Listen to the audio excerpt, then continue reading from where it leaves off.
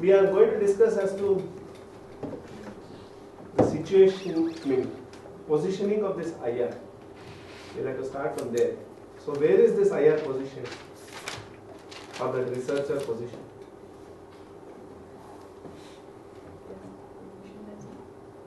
If you look at ethnography, where is the researcher position vis-a-vis the issue he is looking at? He or she? Within the center. Within the community. Is it? So he's From an the outsider, implementation but he's perspective. trying. Actually, So compare that with an implementation researcher. More of he's insider. inside. So what happens there? Bias. Bias is one way of looking at it, but what else? Yeah, bias is one Yeah. good way of looking at it. Huh? You might not get the He might influence Who might? the researcher. Might. His presence. No, the presence of researcher is to influence. Maybe to understand, but not to influence. Oh, is it? Maybe Okay. the Fine. things get over-influenced by his presence, so you're not able to see what you actually meant to see out there. The actual reasons why there was a gap in implementation, or what may lead to a better implementation. Maybe negative findings will Yeah. not be reported at Yeah, all. many- Okay, so we are talking about Reflects in something similar to a Stockholm syndrome. We need to understand Stockholm syndrome. Stockholm syndrome, all of you understand? Yeah. So what Santosh is telling is that I might hesitate to give something did not work because there is an implementer. Implementer is on the other side also. You can flip it the other side. The implementer might not be ready to listen to or to accept, or implementer might not commission itself, thinking that it might not work. For example, the ICDS we discussed at length, what is happening 35 years. There is a presupposition for implementation research, and that is the culture of learning. You need to have a learning culture. What does it mean? Means that it is not the flavor of the season, and you don't change data from malaria to malnutrition or malnutrition to malaria. Do you understand this culture of data in this country? If you report more malaria, you are suspended. Dengue is forced to report as fever, not as dengue. Because the dengue officer will be suspended or transferred. So this culture of data is a huge presupposition for implementing this. Do we understand this? Also, it's not the boss. Also, the media and the politicians also they play a role. No? So this presupposition is a huge challenge. So implementation research, in spite of me knowing about ICDS for 30 years, that's the Rajni's question today. Where are we? What are we? How are we? I mean, so that is one major thing. The other thing also Rajni raised about ASHA evaluation that was done in various states. This is the second issue that I want to highlight. What is happening across the states? What did Rajni mention when she mentioned about the ASHA? ASHA evaluation. Anybody remembers? Different states engage different. So what happened? There was a particular word that Rajni used. Fear of ASHA. That is one. Or the manager's perception about. Ownership. So throughout the last 6 days, we have been hearing about what? Street level. Bureaucracy.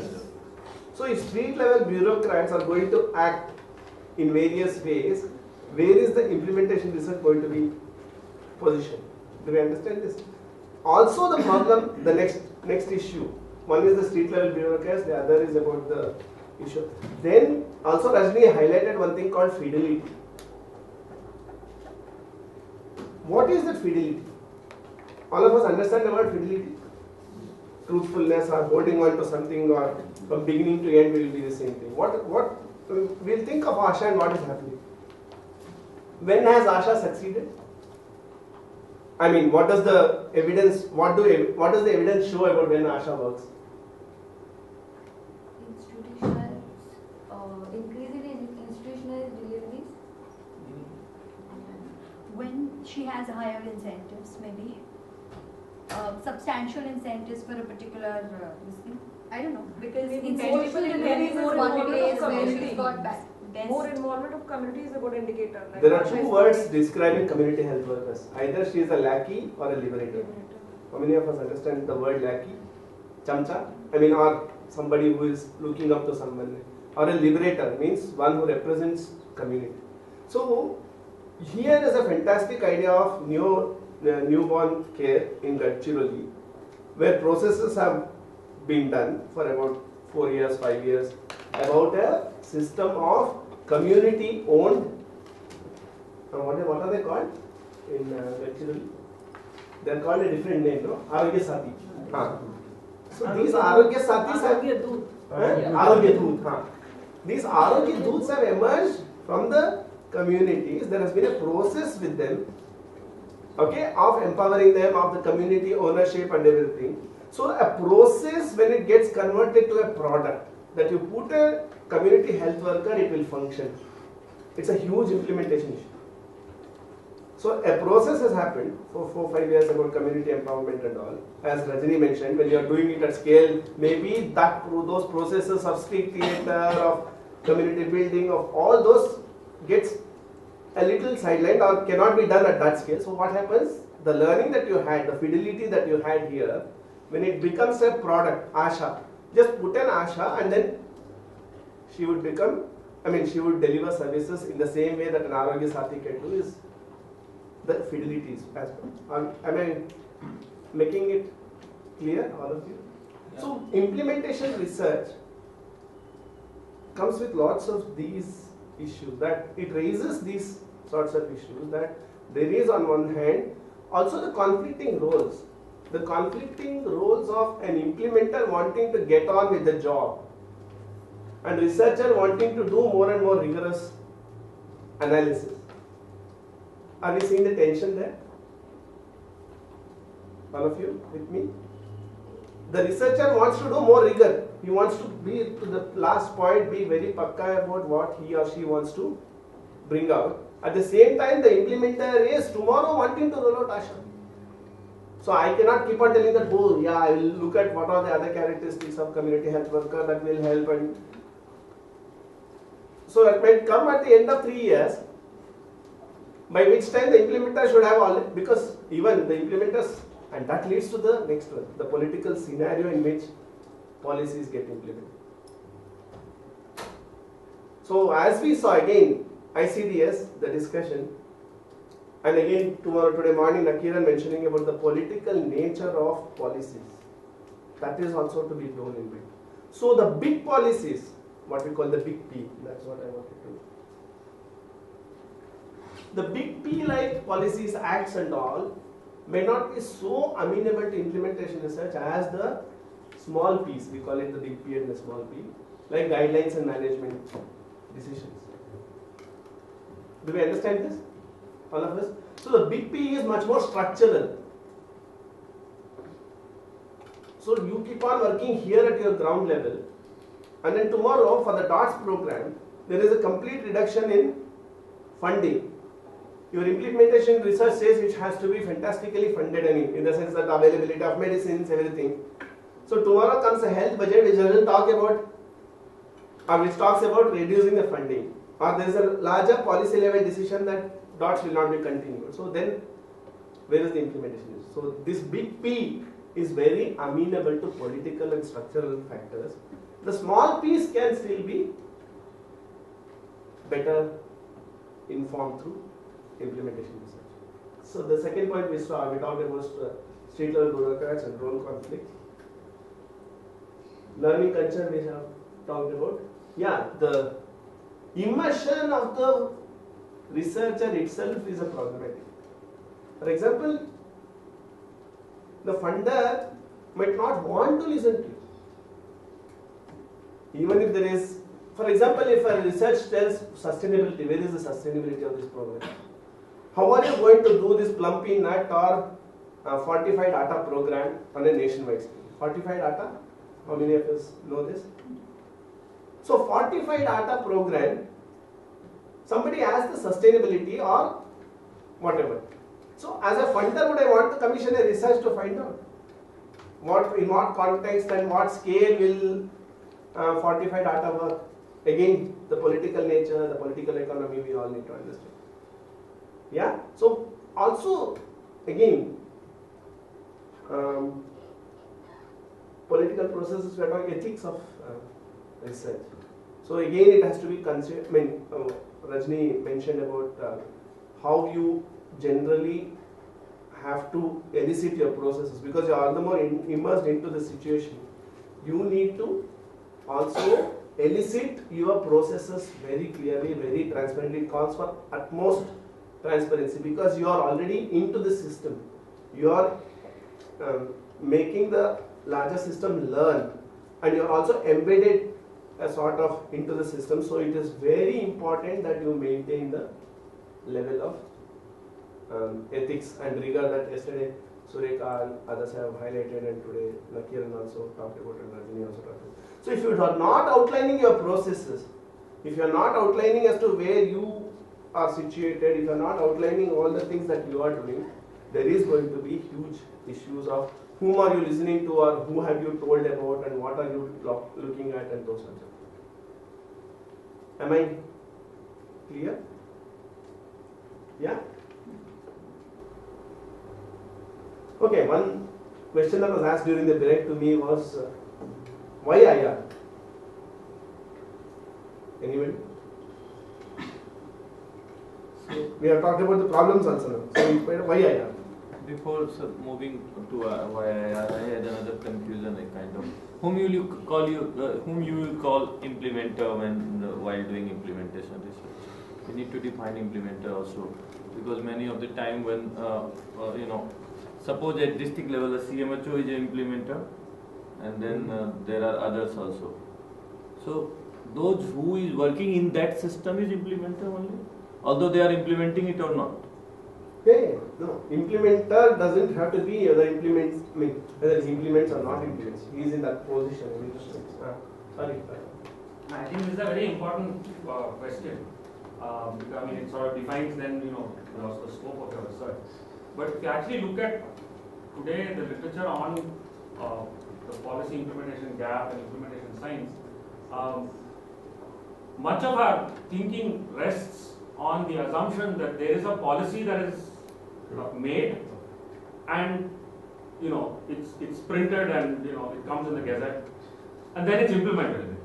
Now, so there is a very sort of, in our minds, there is the assumption of a division between policy formulation and policy implementation. And I think, from what you have been saying, and what all our examples have been showing, sharing has been showing, that policy formulation never ceases. Policy is formulated in a certain way by the Ministry of Health, for example. But when that policy reaches the state government, for example, the ASHA program in Tamil Nadu, for example, the policy was reformulated based on, not explicitly, no one sat down and redid the document, but it was reformulated in the minds of the bureaucrats in Tamil Nadu, or the health minister in Tamil Nadu. And therefore, at some point of time, should we put this as an implementation issue, or is this still at the range of formulation? Now, if you go down to the district medical officer, he is reformulating the problem again to his or her context. So then again so if you actually look then at it, and the whole work on street level bureaucrats, Hillenhoop's 2003 document, they actually say that there is no difference between implementation and that's somewhat maybe rhetorical, and it's useful, I think, to differentiate between. I still feel that there is a need, and I'm not saying this to confuse, except to say that I think at every level there could be both.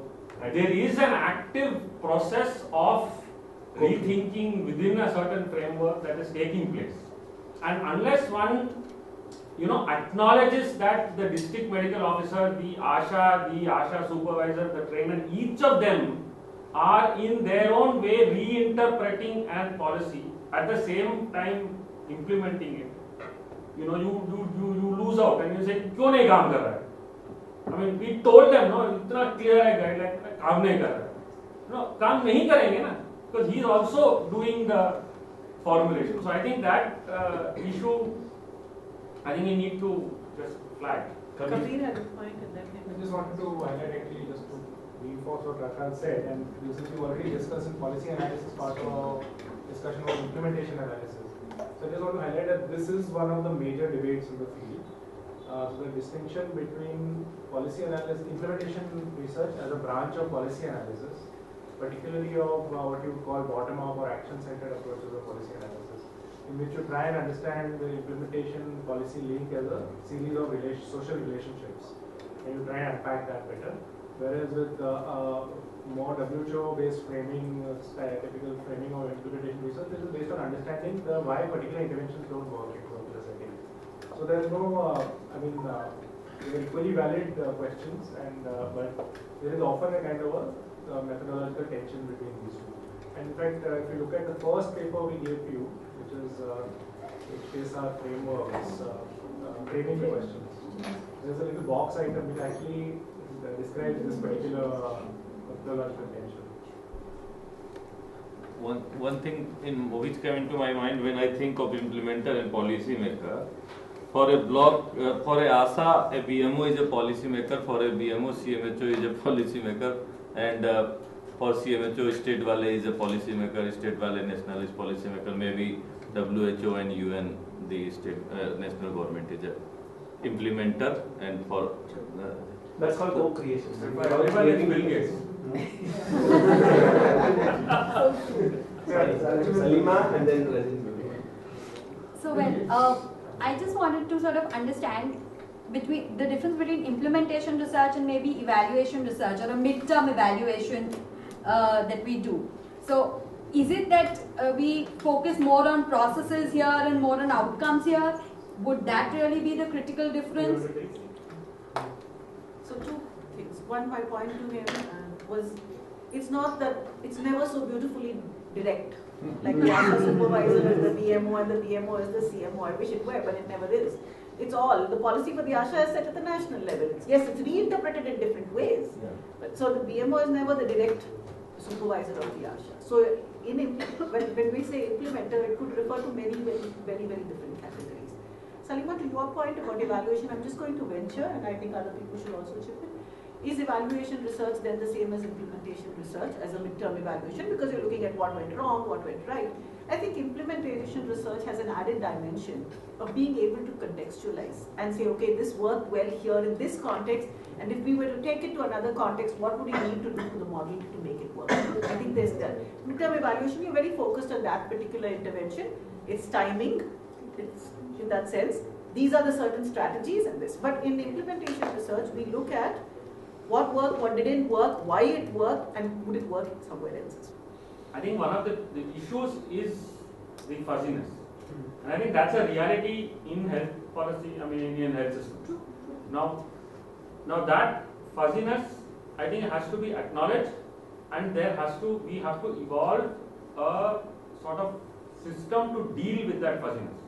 Now I think the point is, of course, like I think has been well thought of, that some people have access to power, and so that for many reasons some particular perspectives are privileged in some particular points at given points of time. Now I think, but the point really is, and I think that's what I think also I understood Kabir as pointing out, is that we need to differentiate. The way to differentiate this smart and good or whatever is to ultimately ask the question, who is it benefiting? And is it benefiting a system to deliver services better, to reduce inequity and so on? So I think ultimately you have to go down to the actual values that you hold as a researcher. And I think you can't, I think this question actually brings out then that deeper question is, why are you doing that research? And I think that at some point of time, you would accept it. There is fuzziness. When any one question can be looked at, there is an ethnographic entry point, there is a realist entry point, there is a case study entry, whatever. There are for the policy and an entry point or lens. But then, why are you using that? Are you using that lens to be smart? Are you using that lens to actually bring about change? Are you committed to change? I think that would be really then the way you would. I think we've done a good job of provoking people good.